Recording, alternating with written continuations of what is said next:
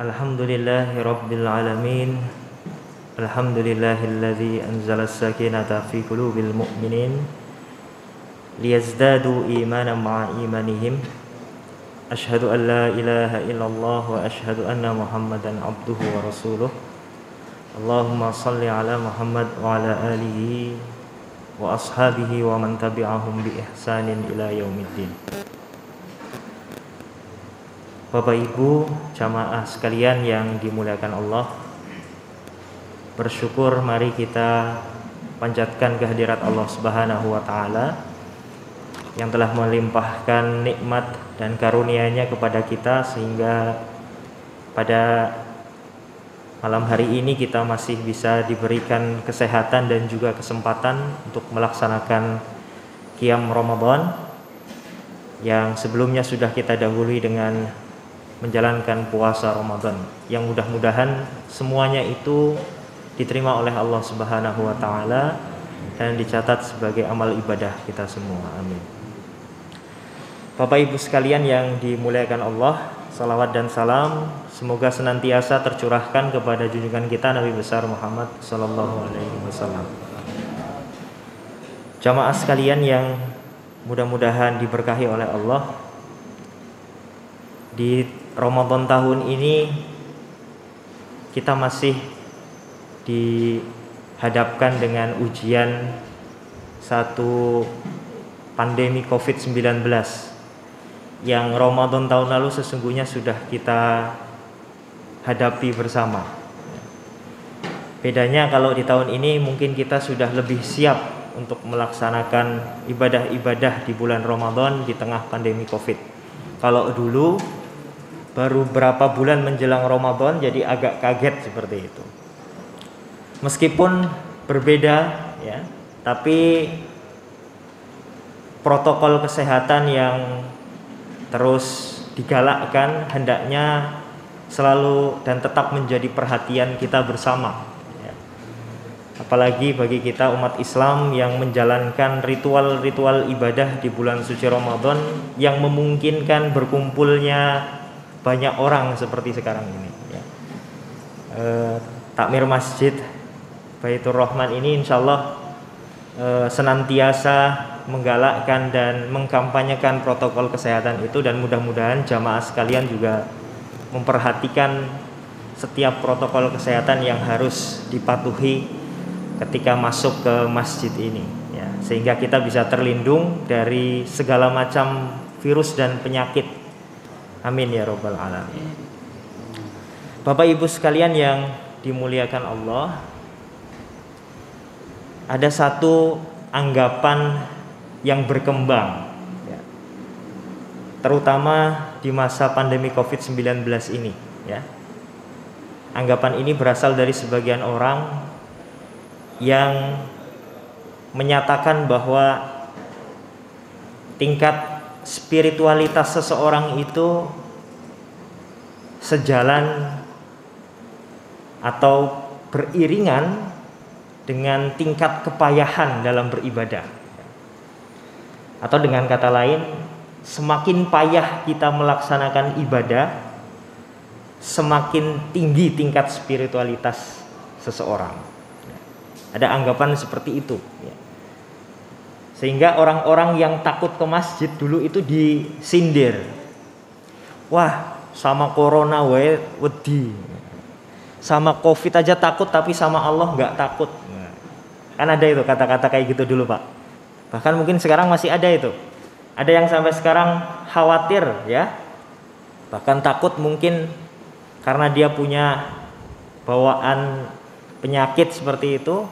Sampai sekarang ada yang bersikeras belum mau ke masjid. Saya menjumpai 1-2 orang yang bersikeras seperti itu, Bapak Ibu. Dan biasanya orang sebagian, tentu tidak semuanya, akan nyindir ya. Wah, ini Covid udah lama kok masih takut aja gitu ya. Jadi ada orang yang mengukur tingkat spiritualitas seseorang dengan semakin payah dia melaksanakan beribadah. Ya, jadi semakin dia melakukan kepayahan dalam beribadah, dianggap semakin tinggi tingkat spiritualitas seseorang. Semakin dia sering berpuasa, ya, semakin dia sering dianggap sebagai orang yang tingkat spiritualitasnya tinggi. Semakin banyak dia melakukan ibadah rakaat sholat, semakin dianggap tingkat spiritualitasnya juga tinggi. Pertanyaannya, apakah demikian, ya, konsep spiritualitas dalam ajaran Islam? Kalau kita menggali pesan-pesan dan spirit dalam agama Islam, Bapak Ibu sekalian, sesungguhnya kita akan menemukan satu prinsip yang disebut dengan at-taisir atau prinsip kemudahan. Apa buktinya, Bapak Ibu sekalian? Ayat Quran itu menjelaskan banyak tentang bagaimana Allah itu memberikan hadiah berupa rukhsah, berupa keringanan. Bagi siapa? Bagi mereka yang merasa sulit atau merasa payah dalam menjalankan suatu aktivitas ibadah.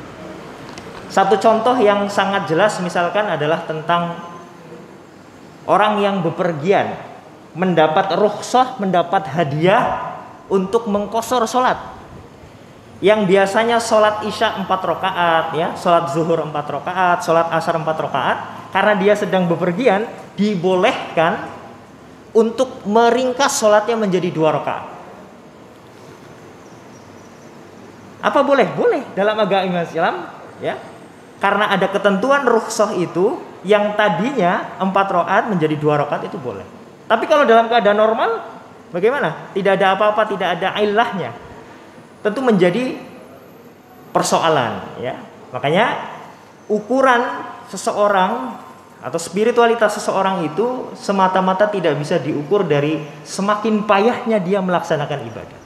Kenapa? Karena buktinya ajaran Islam justru memberikan hadiah-hadiah yang berupa kemudahan. Termasuk dalam menjalankan aktivitas ibadah di tengah pandemi Covid sekarang ini. Bapak Ibu melaksanakan sholat, ya, kalau softnya direnggang-renggangkan, kalau nggak ada Covid itu nggak boleh. Bahkan dianggap tidak sempurna sholatnya, ya. Karena ada hadis yang mengatakan fa inna tasfiyatas sufufi min tamamis sholat. Kerenggangan, rapatnya soft, lurusnya soft itu adalah satu bentuk atau satu ciri kesempurnaan sholat. Nah, ini kok malah disuruh direnggangkan, ya. Kalau dalam kondisi normal tidak boleh.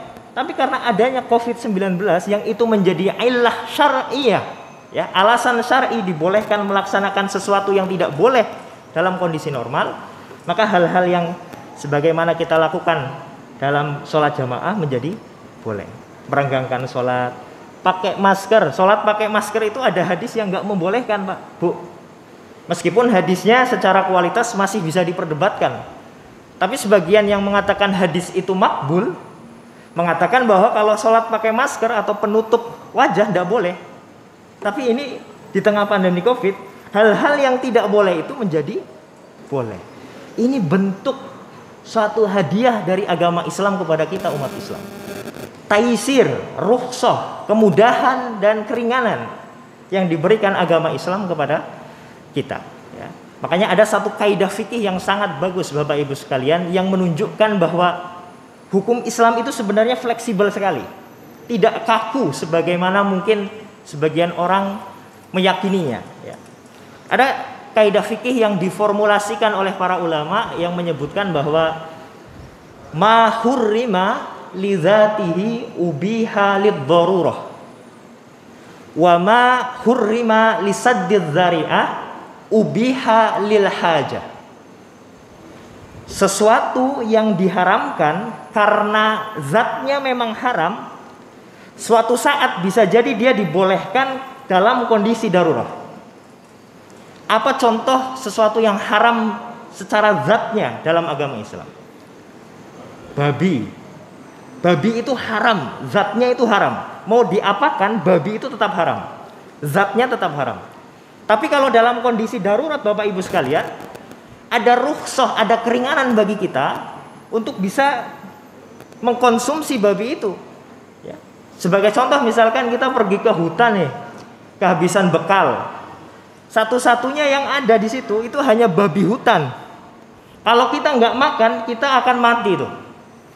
Maka kita dibolehkan menyembelih babi hutan itu, lalu kemudian disate, dimakan sekedar untuk mempertahankan hidup, tidak sampai kemudian menikmati. Lagi disate kok enak, wah, mumpung lagi boleh nih, dimakan terus, gak begitu. Gue mulai, nggak begitu. Tapi sekedar untuk mempertahankan hidup. Nah, ini bentuk keringanan agama Islam kepada kita, taisir. Yang kedua tadi apa? Wama ubiha lisaddid dzari'ah ubiha lil hajah. Sesuatu yang diharamkan karena atau dalam rangka sadduz dzari'ah, dalam rangka tindakan preventif gitu. Maka suatu ketika bisa jadi dia dibolehkan kalau ada kebutuhan, ya. Jadi ada sesuatu yang diharamkan bukan karena zat itu haram sebagaimana babi, tapi karena tindakan preventif, ya. Misalkan apa contohnya? Yang paling gampang saya sering mencontohkan, kalau orang yang mohon maaf dia punya sakit hipertensi dan punya larangan makan kambing. Kambing itu haram bagi dia sebagai sadduz dzari'ah, sebagai tindakan preventif, bukan haram karena karena kambing itu haram, bukan seperti itu. Bagi yang lain, bagi Ustadz Ridwan mungkin itu halalan thayyiban. Kambing itu mungkin halalan thayyiban, tapi bagi sebagian orang barangkali dia menjadi haram karena sebagai bentuk penjagaan, tindakan preventif.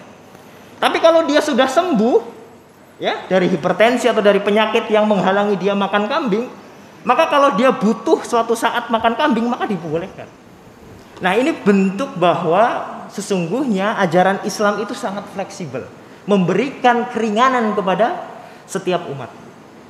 Nah, di Ramadan kali ini, di saat pandemi COVID-19 masih terus berlangsung menguji kita, ya, maka kita diuji dengan virus yang sangat mematikan, sangat berbahaya ini. Tapi jangan kemudian kita kecewa kepada agama kita sendiri karena tidak memberikan alternatif pilihan.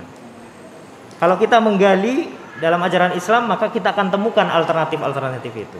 Pakai masker, soft berjarak dan lain sebagainya adalah bentuk alternatif ibadah kita di bulan suci Ramadan. Mungkin itu jamaah sekalian yang bisa kami sampaikan. Mudah-mudahan yang sedikit ini bisa menambah wawasan kita semua dan bisa memantapkan kita untuk beribadah di bulan suci Ramadan di tengah pandemi Covid dengan berbagai macam keterbatasan. Dan mudah-mudahan kita tetap semangat hingga akhir Ramadan nanti dan diterima segala macam ibadah amal soleh kita di bulan suci Ramadan ini. Amin ya rabbal alamin. Kurang lebihnya mohon maaf. Assalamualaikum warahmatullahi wabarakatuh.